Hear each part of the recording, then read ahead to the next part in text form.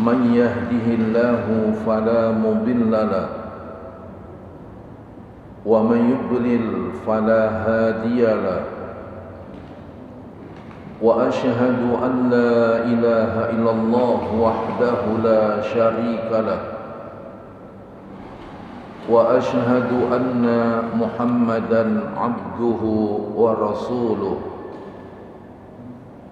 يا أيها الذين آمنوا اتقوا الله حق تقاته ولا تموتن إلا وأنتم مسلمون يا أيها الناس اتقوا ربكم الذي خلقكم من نفس واحدة وخلق منها زوجها وبث منهما رجالا كثيرا ونساء واتقوا الله الذي تساءلون به والأرحام إن الله كان عليكم رقيبا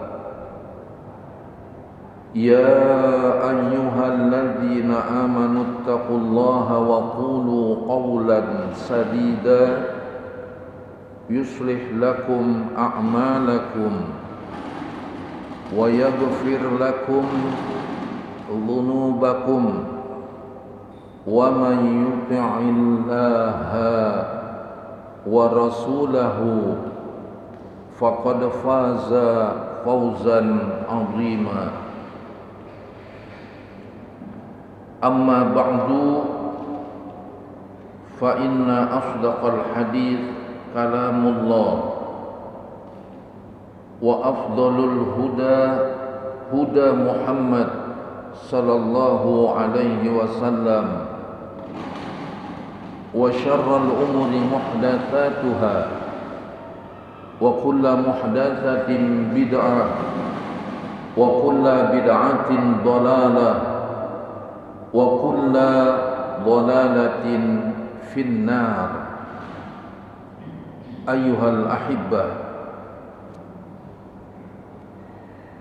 Alhamdulillah, kita panjatkan puja puji syukur kehadirat Allah Subhanahu wa taala di pagi hari yang berbahagia ini. Kita masih dapat diberikan kenikmatan iman wal Islam, nikmat sehat wal afiyah, sehingga kita dapat kembali melaksanakan kewajiban kita sebagai seorang muslim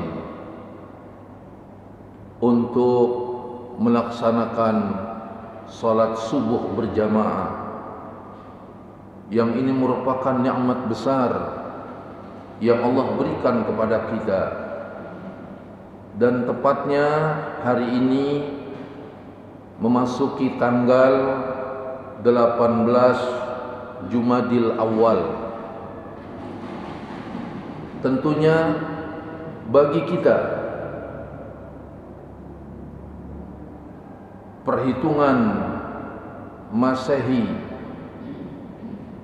adalah merupakan hubungan muamalat yang hari ini memasuki tanggal 2 Januari tahun 2021. Dan apabila kita mengikuti para ulama siqah, mereka menghitung dengan Hijriyah yang telah kita lalui adalah tahun 1441. Namun hari ini sebelumnya dan sampai yang akan datang nanti akan terus kita lalui hingga hari ini memasuki tahun 1442. Dan hubungan kita sesama manusia tidak jadi persoalan memakai hitungan Masehi, tetapi hubungan kita kepada Allah Subhanahu wa taala kita memakai yaitu perhitungan tahun atau bulan Hijriyah, karena ini merupakan hal yang dibawa oleh para ulama. Semua ulama menghitung kelahirannya selalu lahir pada tahun Hijriyah, ya, kemudian wafat pun disebut dengan mengikuti tahun Hijriyah. Dan para ulama merupakan ikutan kita yang disebut oleh Nabi SAW, al-ulama warathatul anbiya, ulama adalah pewaris para nabi. Oleh karena itu jamaah yang dirahmati Allah Subhanahu wa taala, apabila kita mau menghitung dengan hitungan, ya selalulah dengan hitungan Hijriyah. Karena Hijriyah seperti hari ini memasuki tanggal 18 Jumadil Awal, berarti saum Ramadan insya Allah tinggal 99 hari lagi dari hitungan sekarang. Karena ibadah kita selalu mengikuti tahun Hijriyah, bukan tahun Masehi. Adapun tahun Masehi sebagai hubungan muamalat kita, hubungan sesama manusia, enggak jadi persoalan.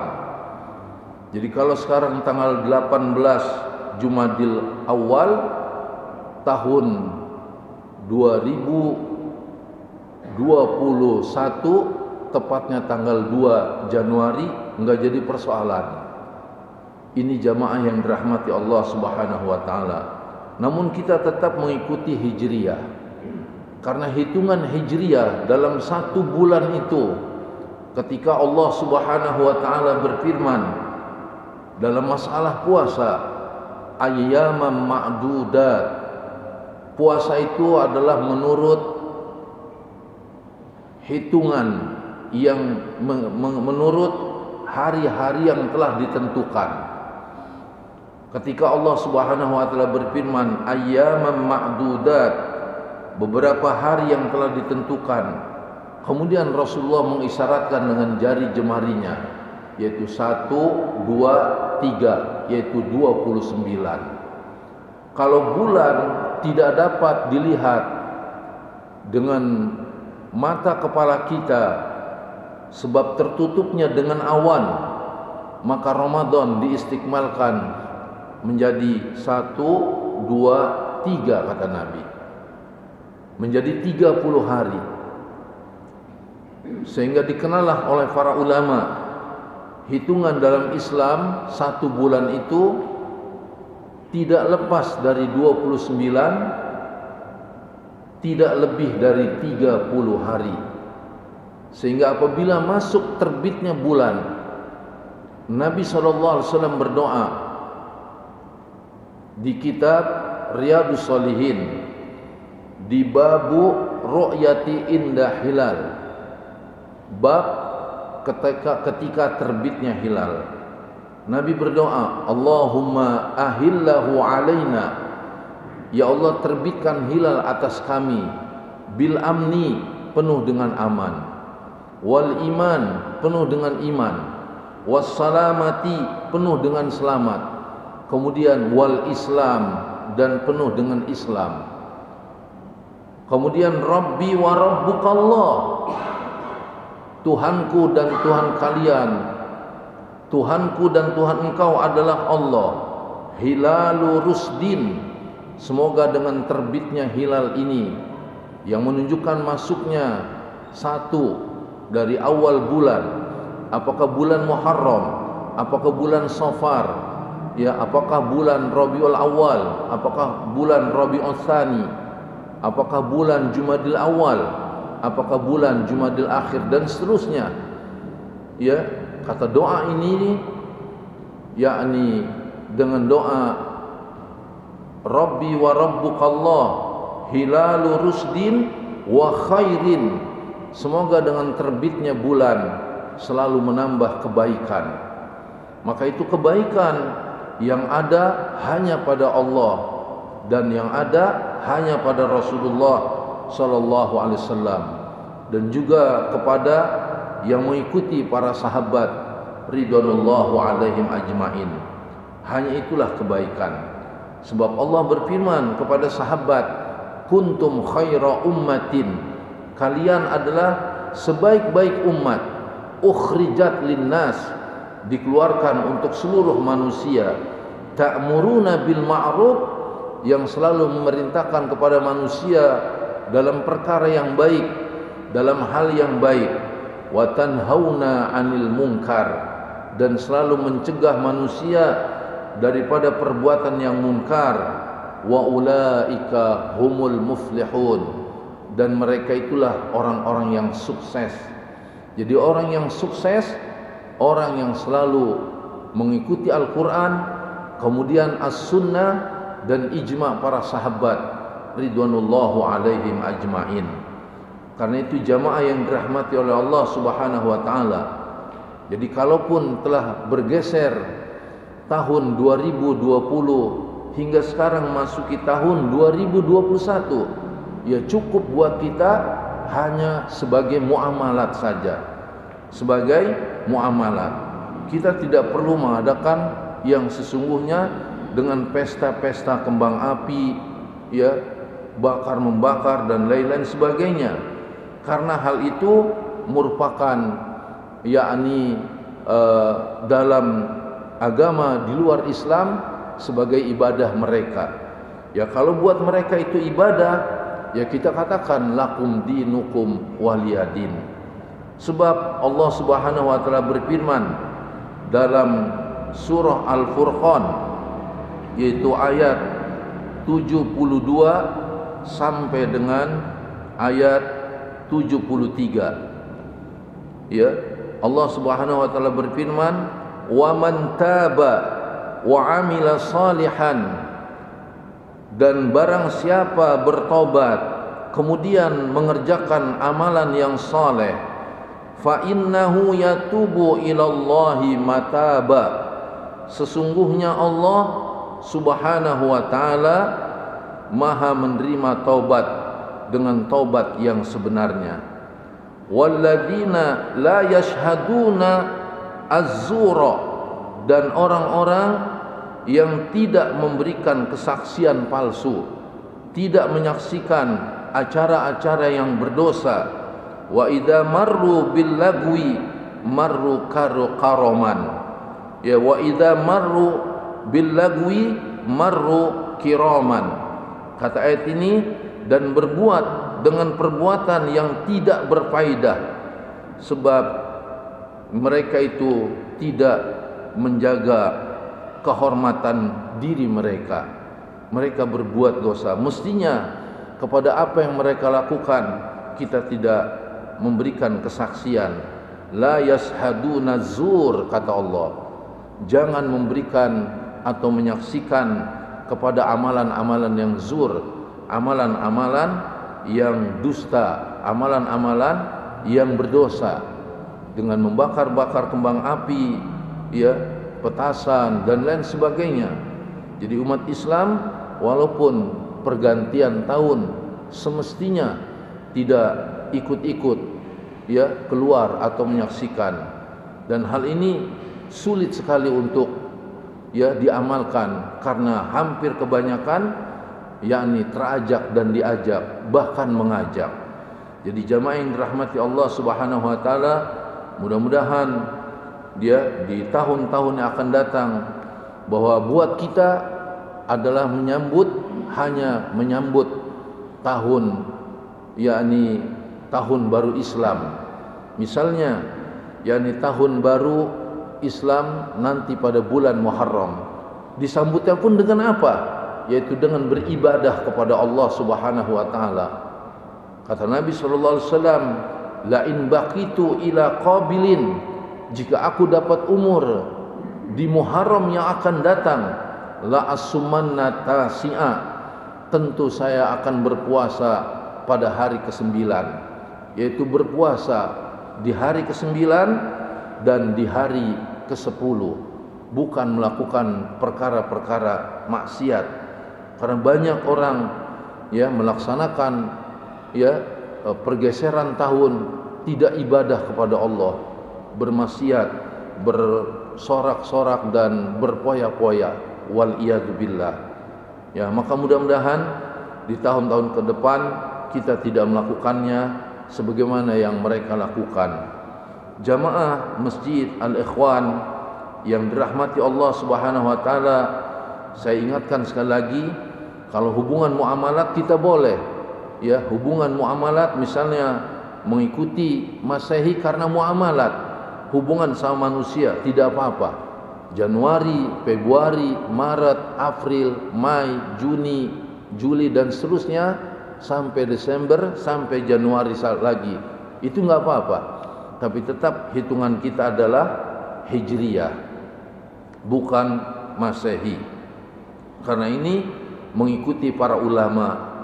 Oleh sebab itu ulama harus diikuti, karena ulama, kata Nabi tadi, al-ulama warathatul anbiya, ulama itu pewaris para nabi.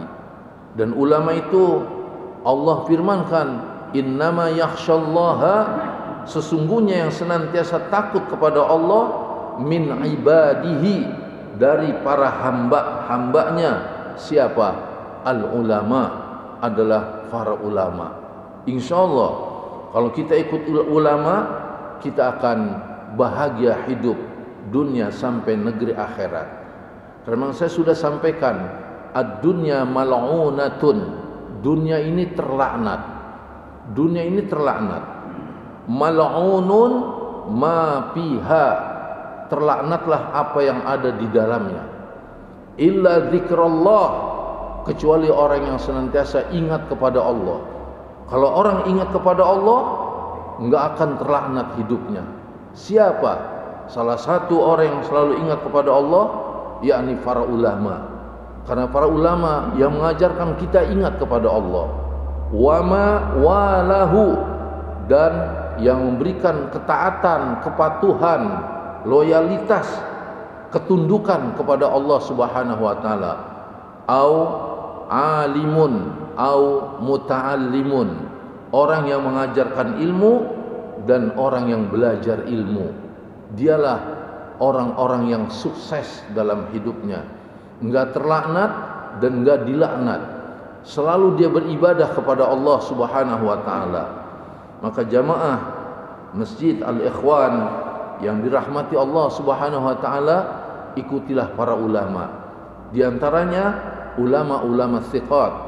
Seperti kita pagi hari ini kita belajar kitab para ulama, di antaranya kitab Bulughul Maram min Adillatil Ahkam oleh Al-Imam Al-Hafidh Ibnu Hajar Al-Asqalani rahmatullahu alaih, yang masih berkenaan pada Kitabul Jami' ya wal Adab, bab yang menjelaskan ya kesopanan atau akhlakul karim, sampai kepada hadis 1474 ya, sampai kepada hadis 1473 iya 1472 An Ibni Abbas,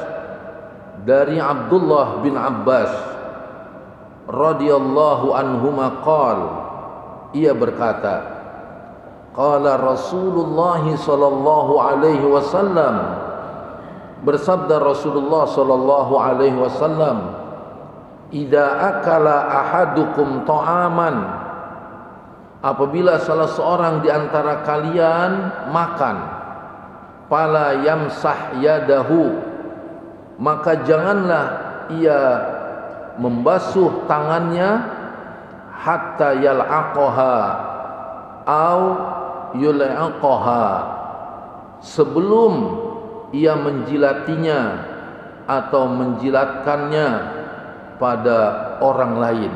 Subhanallah. Ini hal yang diajarkan Nabi kita sallallahu alaihi wasallam ya, di mana disampaikan oleh Ibnu Abbas radhiyallahu anhuma dan diriwayatkan oleh Imam Bukhari dan Imam Muslim. Jadi kata Nabi, idza akala ahadukum ta'aman, apabila salah seorang di antara kalian selesai makan makanan, fala yamsah, itu tangan jangan dicuci dulu, ya, jangan dicuci dulu. Ya, kata Nabi sallallahu alaihi wasallam, hatta yal'aqaha, sampai dia jilat-jilati dulu. Subhanallah. Au yul'iqaha, atau dijilatkan pada orang lain. Di antaranya waktu itu Rasulullah dijilatkan oleh Aisyah.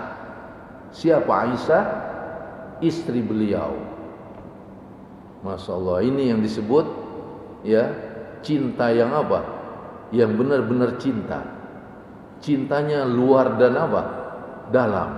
Dan ini merupakan hadis Nabi SAW yang diriwayatkan oleh Imam Bukhari dan Muslim, hampir ditinggalkan oleh sejumlah besar kaum muslimin di negeri ini. Apabila habis makan, jarang sekali orang kita menjilat-jilatkan apa? Tangannya. Padahal ini merupakan yang Nabi SAW larang untuk kita mencuci tangan kita sampai kita jilatin. Lihat lafaz hadisnya, saya ulang. Idza akala ahadukum, apabila salah seorang di antara kalian ta'aman, makan dengan satu makanan, fala yamsah, dilarang oleh Nabi SAW, jangan dibasuh, jangan dicuci, yadahu, dia punya tangan, hatta yal'aqaha, sampai dia jilatin.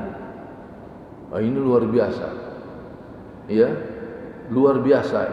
Hal ini bukan hawa, bukan nafsu, bukan ra'yu, tetapi wahyu yang diamalkan oleh Nabi kita Muhammad sallallahu alaihi wasallam. Karena Nabi melaksanakan satu putusan, apapun bentuknya putusan itu, bukan ra'yu, bukan nafsu, bukan hawa, tetapi wahyu. Dan orang yang mengikuti Nabi sallallahu alaihi wasallam, subhanallah, kata Allah, qul in kuntum tuhibbunallah, jika kalian benar-benar cinta kepada Allah, fattabi'uni, maka ikutilah aku. Ikutilah aku. Kalau engkau ikuti aku, yuhibbukumullah, Allah cinta kepada kalian. Jadi apapun yang kita lakukan selama kita mengikuti Rasulullah SAW, Allah akan berikan kecintaan kepada kita, apapun bentuknya. Kemudian wa yaghfir lakum dzunubakum, Allah akan ampuni dosa-dosa kalian. Wa man yuti'illaha wa rasulahu, dan siapa yang taat kepada Allah dan taat kepada Rasulnya, faqad faza fauzan 'azima, sungguh dia telah beruntung dengan keberuntungan yang besar. Dan bahkan konon katanya menurut ilmu kedokteran, bahwa tangan kita ini mempunyai zat enzim, ya, mempunyai zat apa? Zat enzim. Jadi kalau kita makan pakai tangan, itu akan berbeda makan dengan pakai apa? Pakai sendok. Ya, makanya Syekh Albani mengatakan, orang yang makan pakai sendok dia mendekati sunnah, tapi orang yang makan pakai tangan dia adalah nyunnah. Kita lebih memilih mana? Mestinya lebih memilih nyunnah daripada mendekati sunnah. Makan pakai sendok, kata Syekh Albani, mendekati sunnah. Makan pakai tangan, nyunnah. Dan selesai dari makan, kata hadis ini, fala yamsahu yadahu, jangan dicuci kita punya tangan, hatta yal'aqaha, sampai dia apa? Jilatin. Diginin Pak, ya, Masya Allah. Memang ada zuk, ada perasaan. Waduh, itu orang seperti itu. Ya inilah ujian memang. Ujian orang menjalankan sunnah berat. Berat sekali. Kata Nabi, orang menjalankan sunnah, memegang sunnah seperti megang bara api. Banyak tantangan, banyak rintangan, banyak cobaan, ya, banyak ujiannya. Tapi kita ingat, melaksanakan sunnah kepada apa yang Nabi kerjakan, itu saya sudah katakan, ya, laqad kana lakum fi rasulillahi uswatun hasanah. Sungguh untuk kalian pada diri Rasulullah sallallahu alaihi wasallam terdapat suri tauladan yang baik. Kepada siapa ini? Liman kana yarjullaha wal yaumil akhir. Bagi orang yang berharap perjumpaan kepada Allah dan hari akhir. Wa dzakarallah, dan dia selalu ingat kepada Allah. Masya Allah, ya. Jadi siapa yang melakukan apapun bentuknya dari sunnah Nabi, dia akan, ya, mengadakan perjumpaan kepada Allah di hari kiamat. Karena Nabi sallallahu alaihi wasallam sebagai uswah ay qudwah, sebagai suri tauladan yang baik. Sampai makannya pun ia mencontoh Nabi, tidak dengan tangan kiri, tapi dengan tangan apa? Kanan. Ya. Lalu sebelumnya mengucapkan apa? Bismillah. Selesainya mengucapkan apa? Alhamdulillah. Karena makan itu bukan sekedar makan, baginya merupakan ibadah kepada Allah. Karena kata Syekhul Islam Ibn Taimiyah, al-ibadatu ismun jami'un likulli ma yuhibbuhullah wa yardahu. Yang namanya ibadah yaitu menyeluruh kepada segala sesuatu yang Allah sukai dan Allah ridhoi. Ya, Allah sukai dan Allah ridhoi. Termasuk makan, itu punya nilai ibadah. Makannya baca apa? Bismillah. Selesainya alhamdulillah. Sebelum dia cuci tangannya, lalu dia jilat-jilatin, baik olehnya maupun oleh istrinya. Masya Allah. Kata hadis ini, au yul'iqaha, atau dijilati orang lain. Orang lain maksudnya di sini siapa? Waktu itu Nabi SAW pernah habis makan dijilati oleh siapa? Istrinya yang bernama Aisyah radhiyallahu anha. Kira-kira bisa nggak istri kita seperti itu? Wallahu a'lam bishawab. Tapi kalau memang sudah sampai ilmunya, ingat, saya berkali-kali menyampaikan, seorang punya ilmu, dia dijaga ilmu. Seorang punya harta, dia jaga harta. Tapi memang mencari ilmu dengan harta, ya, mencari ilmu dengan apa? Dengan harta. Jangan sehatnya dia dijaga ilmu, sakitnya pun dijaga dengan ilmu. Kalau orang sakit dia punya ilmu, dia beristighfar, dia mohon ampun, sehingga sakitnya pun diderita dengan rasa penderitaan yang sudah tidak kuat, dia berdoa kepada Allah, ya Allah, jika Engkau, ya, memberikan harapan kesembuhan kepada diriku, maka berilah kesembuhan atas diriku dalam menghadapi penyakit ini yang dia rasakan dengan sakit sesakit-sakitnya. Tetapi jika Engkau tidak memberikan untuk kesembuhan dalam penyakit yang ada padaku, lebih baik Engkau matikan. Jadi sakit yang dideritanya pun dia bergantung kepada siapa? Kepada Allah.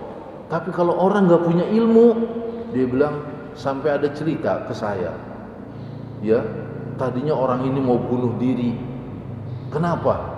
Karena sudah tidak tahan lagi menerima rasa sakit yang dideritanya. Ini menunjukkan orang gak punya apa? Gak punya ilmu. Makanya wajib menuntut ilmu. Ya, sebab apa wajib menuntut ilmu? Sebab Allah berfirman, khuliqal insanu dha'ifa, diciptakan manusia dalam keadaan lemah, kemudian dikuatkan dengan apa? Dengan ilmu. Dengan ilmu dia jadi kuat. Jangan sehat, sakitnya pun dia hadapi dengan ilmu. Kalau orang nggak punya ilmu, ketika dia menderita sakit yang sangat parah, dia katakan, aduh saya mendingan bunuh diri saja katanya. Dianggap bunuh diri selesai hidupnya. Enggak selesai. Dilarang justru bunuh diri itu. Ya, justru dia akan berkata, ya Rob, wahai Tuhanku, sekiranya ya, di dalam penyakitku yang aku derita ini tidak ada harapan dari kesembuhan. Ya, tidak ada harapan dalam kesembuhan, lebih baik engkau matikan saja ya Allah. Bukan bunuh diri. Kalau sekiranya hidup lebih baik, maka berikan kesembuhan buatku dari penyakit yang aku derita. Semua dia gantungkan kepada siapa? Kepada Allah. Kenapa? Karena dia punya ilmu. Jadi sehatnya dia bergantung kepada Allah, sakitnya pun dia bergantung kepada siapa? Allah Subhanahu wa taala. Nanti akan sampai dalil-dalil yang menyampaikan bagaimana seorang ya berakhlak ketika dia menderita penderitaan yang berat. Ya, seperti itu klimaknya. Jadi jamaah Masjid Al-Ikhwan yang dirahmati Allah Subhanahu wa taala, pantaslah kalau Nabi mengatakan talabul ilmi faridatun ala kulli muslim. Menuntut ilmu itu wajib atas setiap muslim. Kenapa? Karena ilmu itu memberikan kekuatan pada kita. Ilmu itu memberikan kemudahan kepada kita jalan menuju apa? Menuju surganya Allah.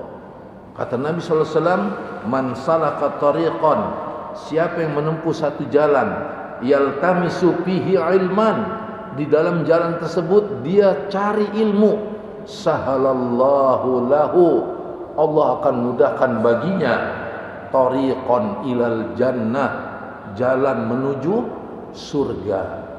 Masya Allah. Ya, seperti kita mulai saat ini insya Allah, kalau habis makan, ya, dengan makanan yang kita makan, menggunakan apa? Tangan, selesainya ikutin hadis ini. Diapain, Pak? Dijilat. Masya Allah. Ya, ini kita zuknya, perasaannya, keadaannya, himmah, semangatnya, karena mengikut Nabi kita Muhammad sallallahu alaihi wasallam. Karena kata Nabi, fala yamsah yadahu, jangan kau cuci tangan tersebut, hatta yal'aqaha, sampai dia jilatin, au yul'iqaha, atau dijilatin oleh orang lain. Orang lain salah satu diantaranya apakah istri, apakah anak, Masya Allah, apakah saudara. Luar biasa ini. Karena orang lain, artinya selain daripada dirinya, orang lain. Ini namanya cinta setia namanya. Sampai bekasnya saja diapain? Dijilatin. Luar biasa ya. Gitu. Jangan dijilatin yang nggak ada contohnya yang dijilatin. Yang dijilatin ini nih, tangannya, bukan yang lainnya. Ini kadang-kadang ma'ruf bagi kita ya. Yang dijilatin yang lain, nggak boleh. Ya, kalau mau dijilatin yang ini nih, yang ada contohnya, kesetiaanmu padaku.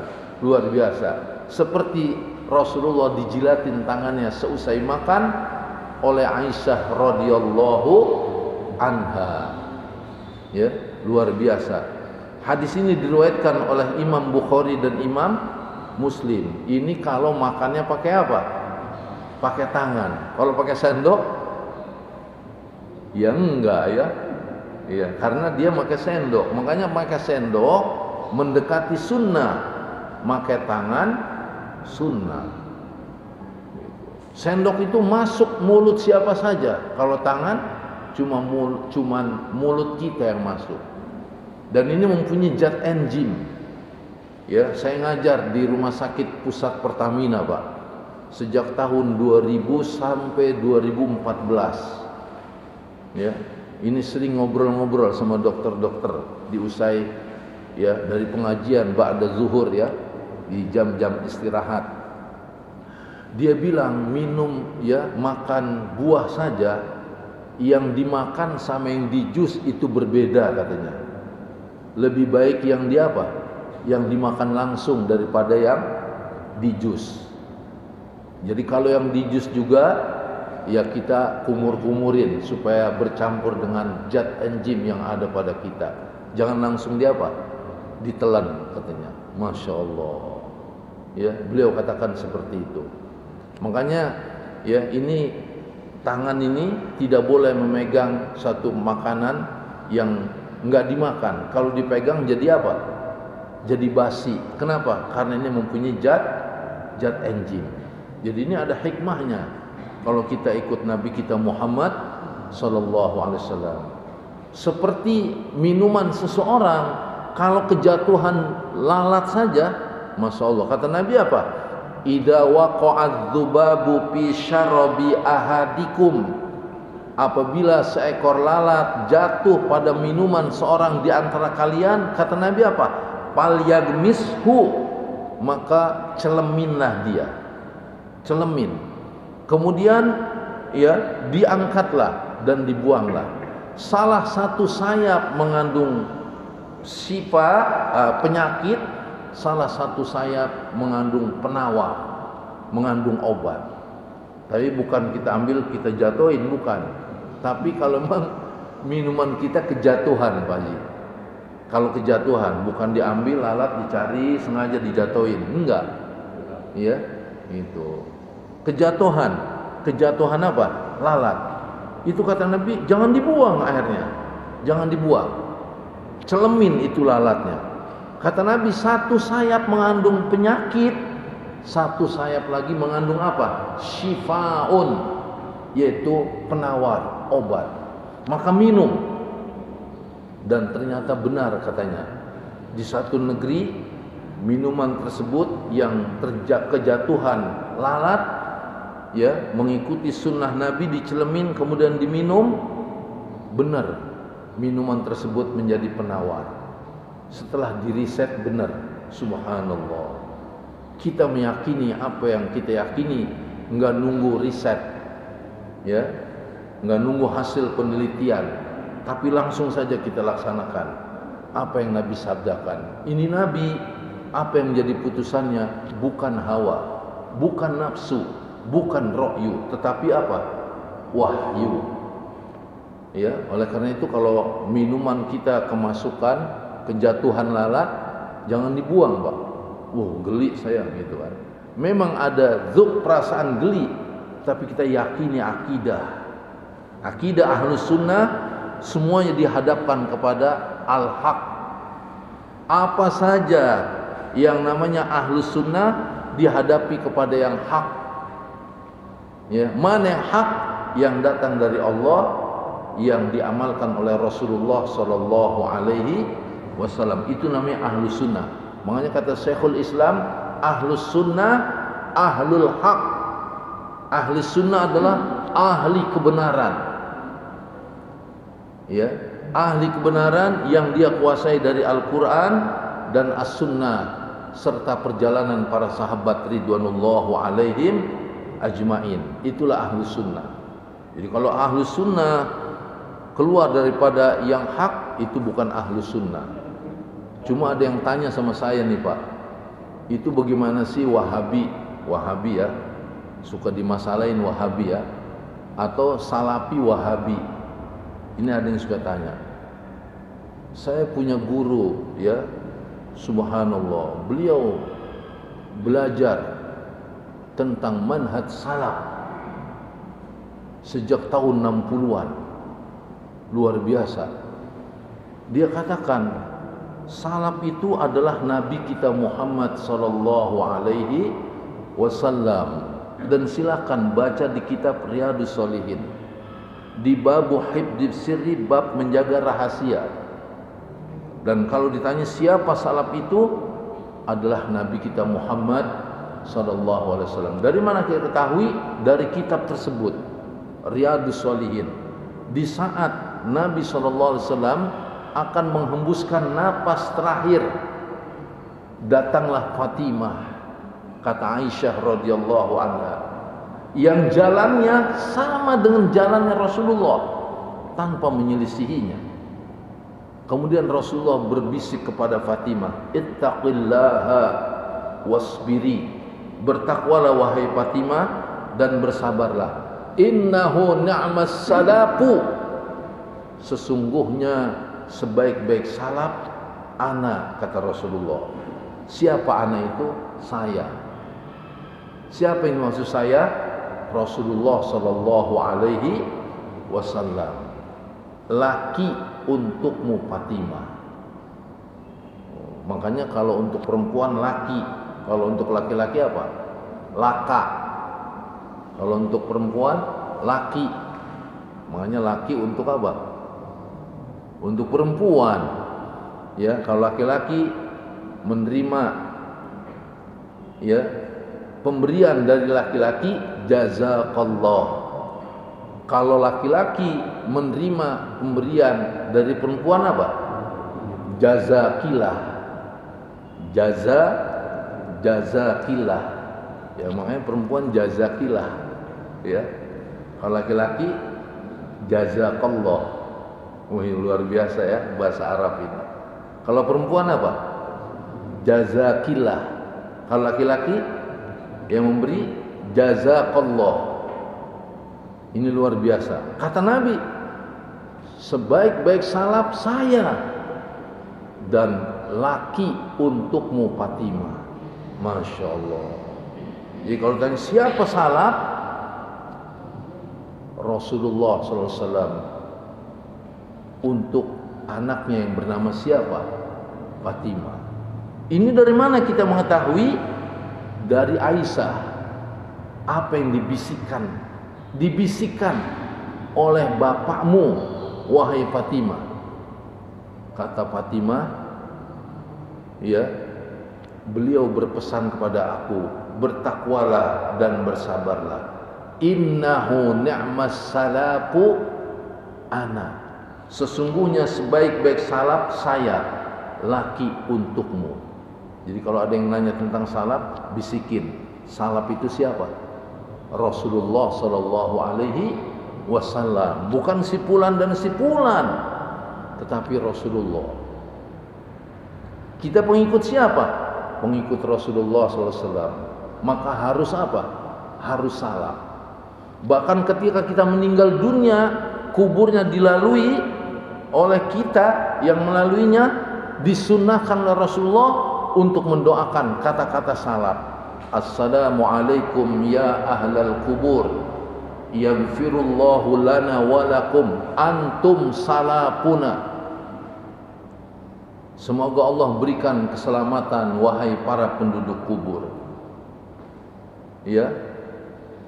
Dan semoga Allah ampuni, ya. Assalamualaikum ya ahlal kubur, yaghfirullahu lana wa lakum. Semoga Allah ampuni kami dan ampuni kalian.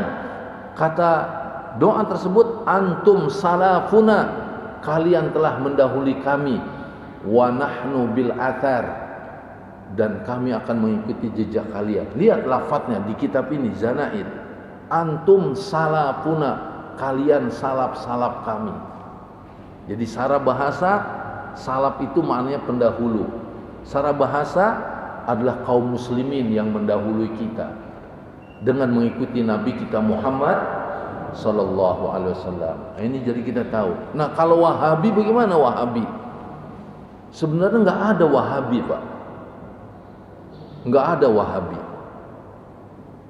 Adanya Wahabi itu yang dimaksud adalah Syekh Muhammad bin Abdul Wahab At-Tamimi rahmatullahu alaihi.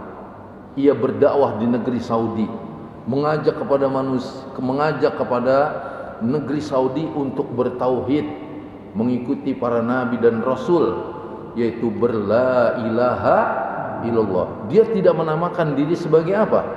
Wahabi. Bahkan dia ajarkan orang tauhid. Ini namanya ahlus sunnah, bukan Wahabi. Dan siapa yang menamakan Wahabi? Saya dapat pengajaran dari guru saya. Itu orang-orang khawarij. Khawarij. Orang-orang yang suka berontak, Pak. Ya, berfirqah-firqah orang khawarij itu, bersekte-sekte orang khawarij itu. Lalu dia tidak suka kepada dakwah Syekh Muhammad bin Abdul Wahab At-Tamimi rahmatullahu alaih. Secara fitrah mengajak kepada agama tauhid, mengajak kepada Al-Quran dan mengajak kepada As-Sunnah yang bisa akan diterima. Maka dia akan berikan satu subhat, satu fitnah, sehingga Al-Khawarij ini ya menamakan dirinya apa? Wahabi. Gitu, ya. Al-Khawarij menamakan diri apa? Wahabi. Masuk di satu negeri-negeri, ternyata sampai negeri ini. Akhirnya Wahabi dianggap aliran apa? Aliran keras. Gitu, ya. Aliran apa? Keras. Dia menamakan diri Wahabi. Siapa yang menamakan diri Wahabi? Dahulu sekte Al-Khawarij. Dakwanya menyelisihi Syekh Muhammad bin Abdul Wahab. Keras dia. Gitu. Tapi kalau Syekh Muhammad bin Abdul Wahab At-Tamimi yang sebenarnya tidak demikian, dan dia tidak mau dinamakan saya sebagai paham Wahabi. Enggak. Dia bawa Al-Quran, dia bawa As-Sunnah dan ijma para sahabat ridwanullahu alaihim ajmain, tegak di atas Ahlus Sunnah wal Jamaah. Jadi yang dulu mencetuskan kata-kata Wahabi itu bukannya Syekh Muhammad, tetapi Al-Khawarij. Ya, paham garis keras yang keluar dari Nabi kita Muhammad sallallahu alaihi wasallam. Udah, kita punya gerakan Al-Khawarij, kita namain saja Wahabi. Akhirnya disampaikan kepada yang lain, ke negeri-negeri lain, lalu masuk ke negeri Indonesia ini.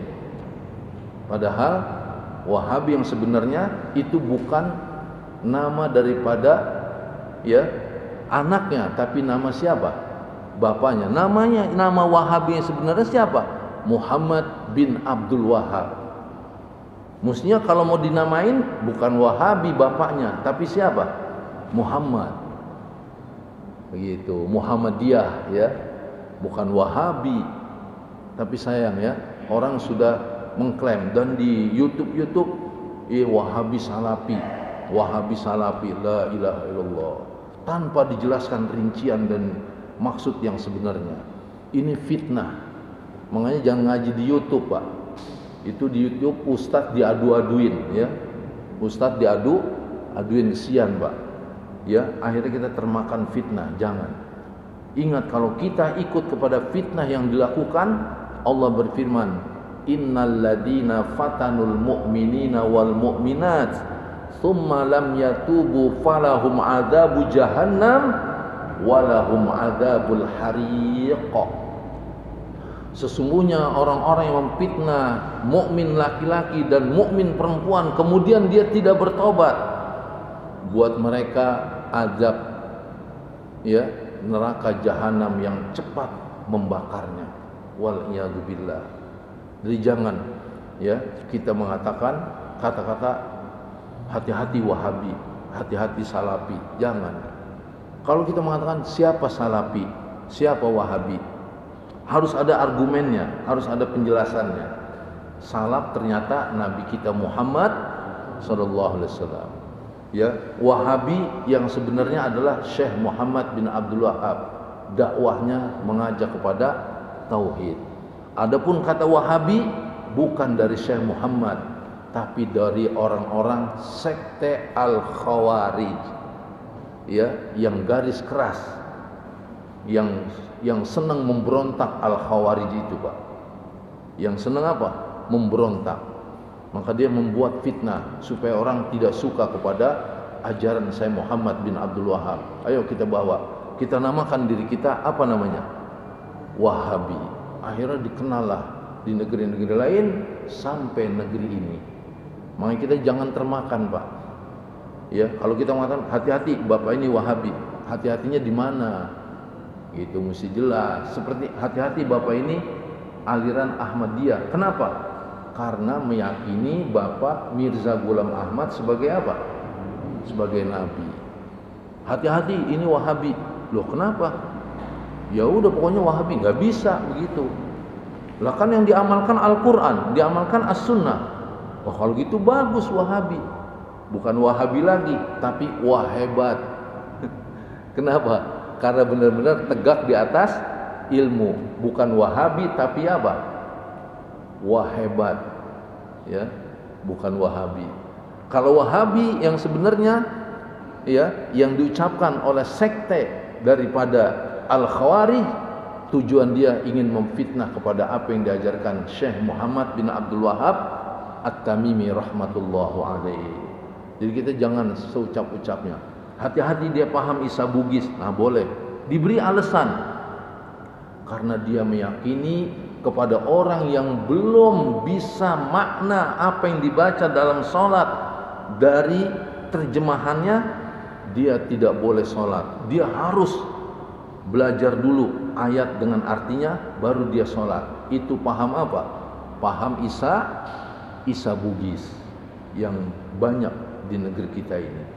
Tapi sekarang sudah mulai tidak terdengar. Wallahu a'lam bishawab. Jadi kita kembali pada hadis ini jamaah yang dirahmati Allah Subhanahu wa taala. Ya, satu hadis yang menarik buat kita di pagi hari ini. Usahakan kalau kita makan dengan apa? Dengan tangan. Ya, usahakan. Karena makan pakai tangan nyunah, makan pakai sendok apa? Mendekati sunnah. Dan sehabis makan jangan langsung dicuci tangan kita. Kata hadis ini hatta yal'aqaha, dijilat-jilatin. Masya Allah ya. Au yul'iqaha, atau dijelatin oleh orang lain. Anak kita boleh, istri kita boleh. Masya Allah ya. Anak kita boleh, istri kita juga boleh. Tapi kalau orang lain, gimana orang lainnya? Wallahu a'lam bishawab. Sekian ini yang bisa saya sampaikan, lebih kurangnya mohon maaf. Hadanallahu wa iyyakum ajmain. Ada yang mau ditanyakan? Kepada yang mau bertanya, saya persilahkan sebelum kita sholat suruh. Fadhal. Ya, silakan yang mau bertanya ya.